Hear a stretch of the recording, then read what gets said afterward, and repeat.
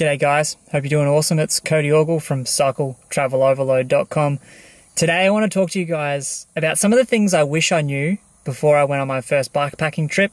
And after going on over 10 trips now to many different countries, I've begun to realize some truths about this way of traveling and about this way of perceiving reality.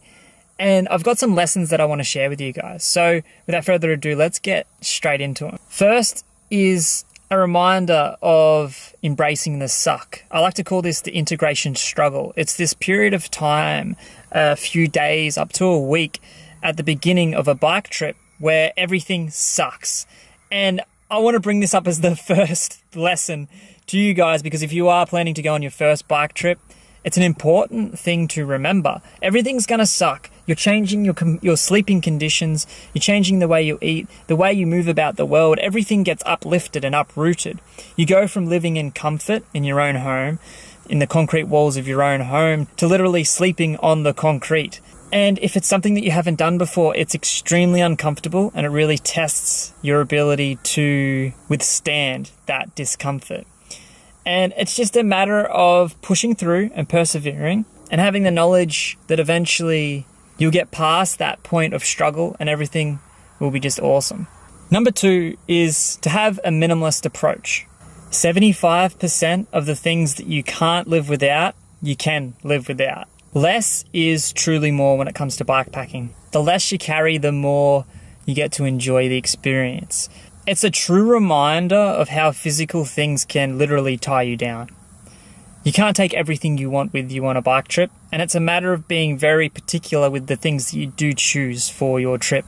You have limited space, so that is another tip as well, is to pack like 2/3 of your bags full or empty, because you want that extra space available so you can put food when you get food along the way. You can put things in your bags that you find on the trip. And it just allows a bit of breathing room for your capacity to carry things. Do not pack your bags to the brim. It's a mistake I've made in the past. I pack my bags to the brim, mostly full of clothes, for a trip, my first ever bike trip, with really crappy panniers, and the panniers ended up breaking and I had to still cart around all these clothes that I didn't even end up wearing. So it's a matter of being really particular with the things you pack, and each thing that you pack has to have a significant purpose on your trip as well. That's something to really consider. Go as light as you possibly can and ask yourself if the thing that you're packing is something that you really need on your bike. So one of the awesome things I love about bikepacking and bicycle touring is it's a forceful embodiment of minimalism. You're forced to live with the bare necessities and you're stripped back to the primal simplicity of life. Riding every day, finding shelter, finding food, with one main task at hand is to accomplish the miles that you wish to achieve in that day or the ground you want to cover. Just love the simplicity of it, and I'm just getting so excited talking about it. So if this isn't exciting you guys, then I don't know, I can't help you.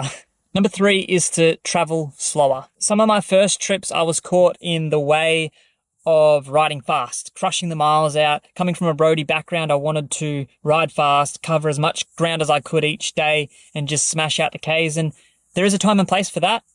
When you're riding across the outback of Australia and you need to cover multiple 100 kilometers in a day just to get to your next food source, things like that need to be planned and considered. But when you're in a manicured bikepacking environment, like a country like Japan or something that's super easy to tour and there's a lot of accessibility there, going slow and taking it all in is in the beauty of it. And focusing more on the experience of the journey rather than getting to the destination, that cliche saying, and fully absorbing your surroundings. That's another thing that's amazing with bike travel is you are vulnerable. I'll talk about this soon, but you're fully immersed into the environment and you're slowly moving through it. You're slowly marinating through the land that you travel, and you're taking it in the most deepest sense possible. You're smelling the smells of the roadkill. You're noticing all the little intricacies of the land as it changes slowly as you ride along. You're meeting the people. You're fully immersed. And the slower you go, the more richer the experience seems to be. And by embracing this slower pace, we're immersing ourselves more profoundly in the world around us. fast doesn't actually mean more in some cases, and slow doesn't mean less. I urge you to journey slowly, live deeply, and experience life in its most profoundest sense. Number 4 is connection. It's about vulnerability and its strengths. It's about accepting who you are on this trip as someone who's extremely vulnerable to the environment around you. Something that's very humbling about this experience is you're super vulnerable. On a push bike, riding through the environment, there's no protection. You're fully exposed, you're fully open.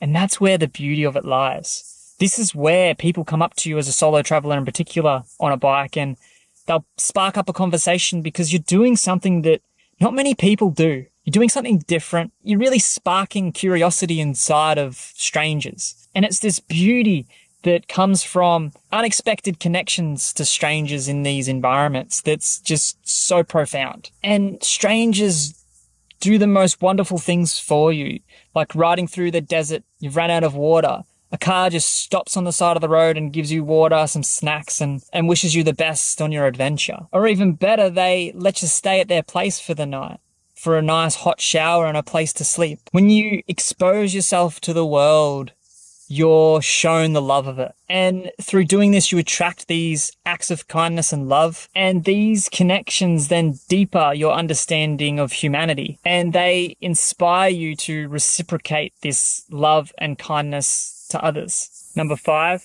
when a cool stranger invites you to go somewhere, just go. Something that took me a little while to understand when it comes to bike touring and bike trips is that the joy of travel and adventure doesn't just lie in the pretty sights and the physical demands and challenge of such adventures, but it also lies in experiencing the people and unpacking the mystery that is who they are. I don't know if it's just me, but it seems like within the moment of meeting a stranger, we connect on the deepest of levels, and all it took was for me to step outside of my comfort zone and meet them there. And it's something that I've taken into my storytelling processes now as I make videos. And for me, travel now is more about the people that I'm going to meet and the interesting stories that I think the world needs to know about that person. I see people as stories. I see each individual as a universe that has a movie inside of them, that has some kind of book. It has a storyline. It just has these interesting chapters that I want to unpack. And I find it so fascinating that I feel like that's what my calling is at the moment, is to document those interesting people when I do find them and share what they have to tell the world through my medium. But it's just a great reminder of the interconnectedness of humanity. The willingness of someone who has no idea who the hell you are wants to express love and kindness towards you. And when you take that step to go on a bike trip, at least from my experience, this is where I've seen it most. And it's just so beautiful. Number 6 is to make peace with change. Every so often on my early travel days, I was always caught up with things not going the way I intended. And today I love the expression of expectations lead to resentment. If we expect things to happen a certain way, and it doesn't, and it often doesn't turn out the way that we envision it in our minds, we have this ideal up here.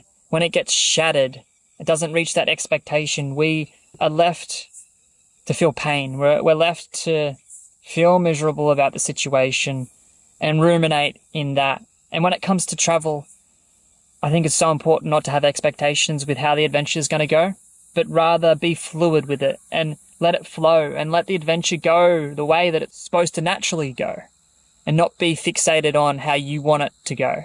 It's when we create this peace with the change and understand that this too shall pass. If we are going through a difficult situation or a struggling time on our adventure or in life, it's important to have the knowledge that nothing is permanent and it's going to shift for the good or for even worse.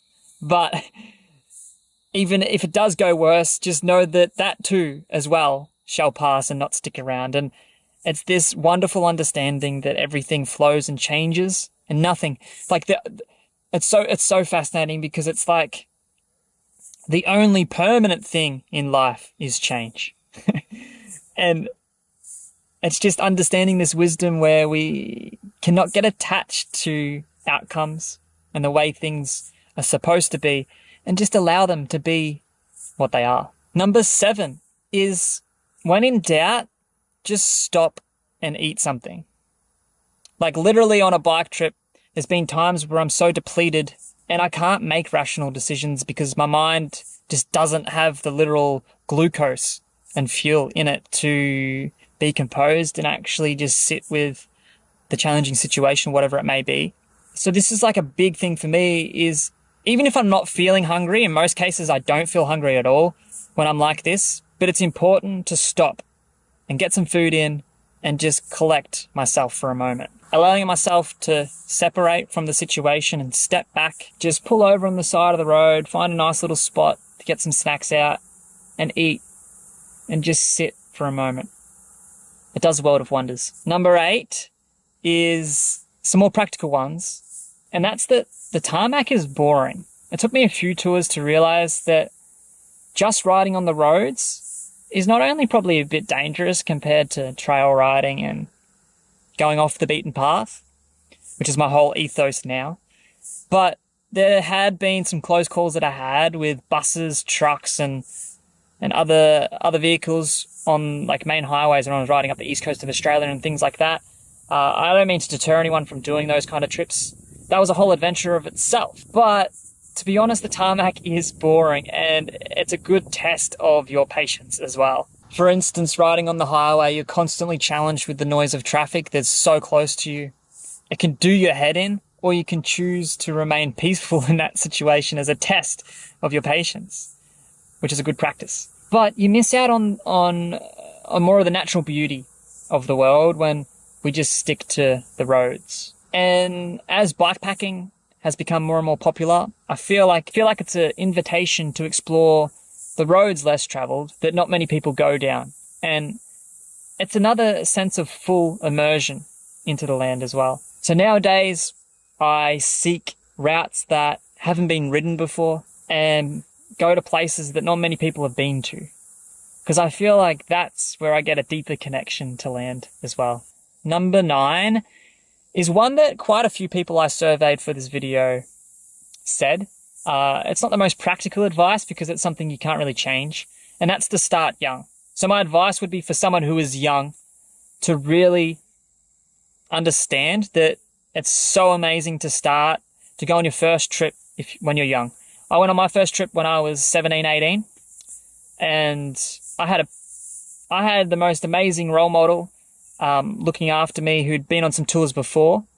CP, Eric, shout out to you, mate, who showed me the way of bike touring, and I'm eternally grateful for that. But I asked a lot of people about this, and 65, 70-year-olds, these people who have been touring for quite some time and love it, they say they just wish they knew about it a little bit earlier so that they had more time to go on more trips and really enjoy the wonderful adventure that is bike travel. So my advice would be, if you're young, to not let fear take over and just go on your first trip. It's probably going to suck. Mine sucked and it was a failure. But just have that understanding that it doesn't need to be perfect. And once you push through the first 2 to 3 trips, you're going to wish you did this so much sooner, because once you get a rhythm going, you get the right bike, you get the right gear, and you get the right flow, you create the right systems. It's just this experience that is so rich, and a lot of people who don't know about this way of travel are really missing out, to be honest, and I kind of feel sorry for them. But if you know about bike travel, bicycle touring, bike packing right now, and you haven't been on a trip, I just want to urge you to just go, because it's one of the greatest decisions that I ever made in my life, is to go on that first trip when I was invited and never look back. And honestly, guys, I don't know where I would be today if I didn't find bike touring or bike packing, because it opened me up to the world of adventure, and it opened up my world to life, and just the wisdom and the wonderful life experiences is just incalculable. I just can't comprehend or calculate its effects it's had on me. All right, I'm starting to realize I probably should have finished up with that one. But number 10, just for the sake of this video, is to rest every 5 or 6 days. So it's important to have some time, like a full rest day when it comes to doing longer trips. It's nice, like in Japan we had an onsen day where we would spend the day in the onsen cleaning up and just resting and rejuvenating. I think it's pretty important to do that because it keeps your sanity and it allows you to just integrate a whole week of physical exertion, and it just creates a nice balance that's something you can sustain in the long term. Yeah, guys, they're the 10 things that I wish I knew before I started bikepacking, and I hope that some of them can be helpful for you if you're going on your first bike trip. And if you've been on a few before, maybe it offers some wisdom as well. I sure hope it does. But if you guys aren't subscribed to the channel, make sure you're subscribed, give the video a thumbs up, and also drop a comment down below with one thing that you wish you knew before you went on your first bikepacking trip. I'd love to read them down below. So thank you guys for watching, and I'll see ya in the next one.